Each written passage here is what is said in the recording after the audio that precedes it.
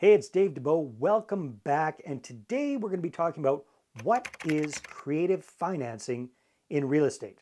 Now, everybody loves to be creative. What does creative financing mean? Well, basically, at some point, you're going to run out of cash and credit to grow your portfolio. You're going to have to figure out other ways to do deals that don't involve using your own money.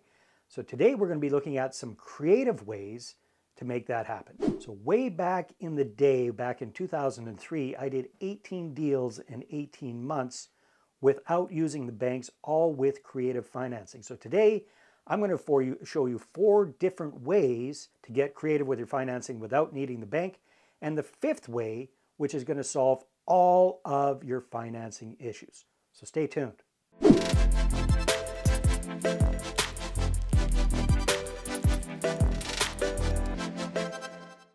All right, so the first creative financing tactic is seller financing. What does that mean?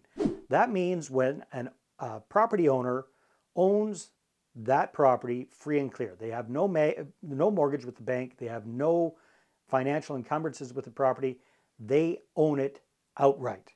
Now, there's lots of different things you can do in that situation if the seller is flexible. That's the key point. The seller has to be flexible.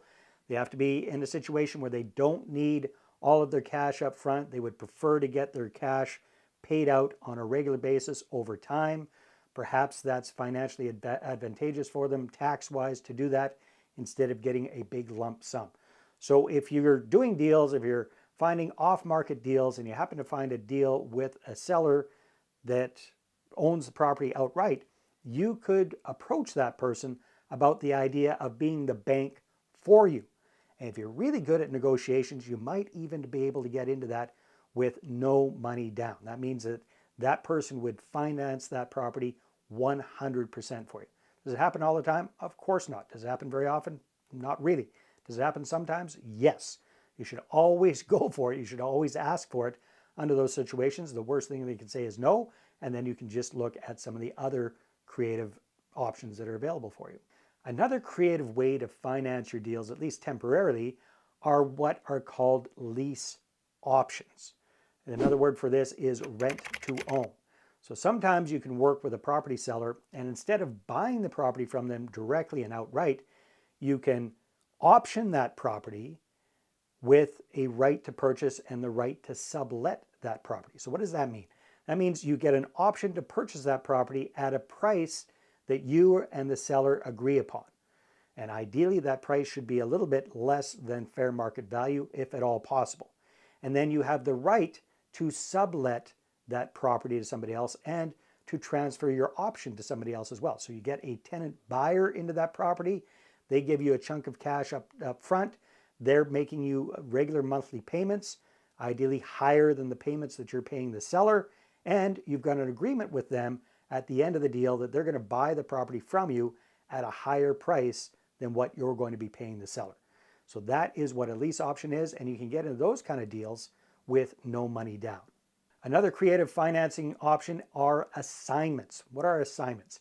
Well, that's where you find a really good deal on a property. You get it tied up, you get it under contract, but in the contract, you keep the right to assign your contract to somebody else. And then you go and find another real estate investor who pays you a little pop of cash. Maybe it's $2,000 or $5,000 or $10,000, depending on the deal, depending on how good of a job you've done on negotiating that property, how much profit margin is left in it for them, and then you assign that deal to them. Another word for this is wholesaling.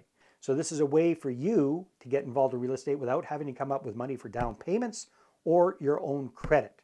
Now the challenge is you're really not investing. You've really created a little job for yourself. You're just finding deals, getting them tied up, selling those deals to other people, and then you have to go out and find another one to keep the cash coming in. So again, this is something that you can do, but it's not really real estate investing. Another opportunity is to do just a simple option on a property. And this is where you have the option to purchase the property at a certain price and the right to sell that to somebody else if you find a buyer for it. So this is kind of similar to being a real estate agent without being a real estate agent. If you do it properly, you've got an equitable interest in that property, so you are legally allowed to do this. And one of the best deals I did way back in the day was an option deal. I found a lady that was very, very anxious to sell her property. It had been on the market for a number of years, actually, had not sold. She's gone through a number of realtors. She was beside herself. So she approached me and we put together a deal where I got an agreed upon price for the property that was significantly lower than what she had it marketed for with a realtor. So I was able to get it under contract. At the moment, she didn't have it listed with a realtor, less than what she had it listed for before. And then I did some creative marketing, did some creative stuff, and I found an end buyer for it. And the difference between what the end buyer agreed to pay me and I agreed to pay her was $35,000, which wasn't bad for, I think it was 6 weeks worth of effort on my part to do that deal. Again, do these happen all the time? Are they always that easy? No, they aren't. But this is a different way to get involved in real estate without having to come up with capital for down payments. Now, again, it's very transactional. It's a better deal than doing one of those wholesale deals, but still, once the deal's done, there's no passive income. There's no cash flow. There's none of the other benefits of real estate. It's just very transactional. So it's not really investing. All right, so the fifth thing I want to talk about is a way to solve all of your real estate financing challenges, and that is to use other people's money, to bring on joint venture partners, to bring on investors, so they bring their capital and maybe their credit to the table. You bring the deal, you bring the team, you bring the experience, you bring the work, and you join forces and you share in the profits. This is the ideal way to invest in real estate. Why? Because you're using massive leverage. You're leveraging your experience, you're leveraging your contacts, and you're leveraging other people's money and credit to grow your portfolio and to share the profits with your investor partners.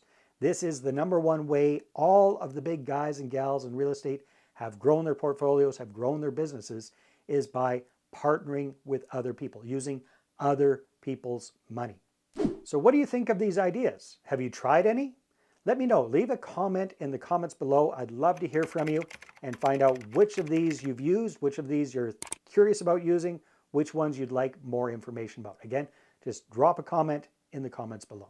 And if you're looking for a way to access investors, joint venture partners, other people's money and credit, then go ahead and grab a free copy of my book, Money Partner Formula. You can get that at investorattractionbook.com, or the link is in the description below. And again, this is my entire money partner formula process completely laid out for you to attract investors to you instead of you chasing after them.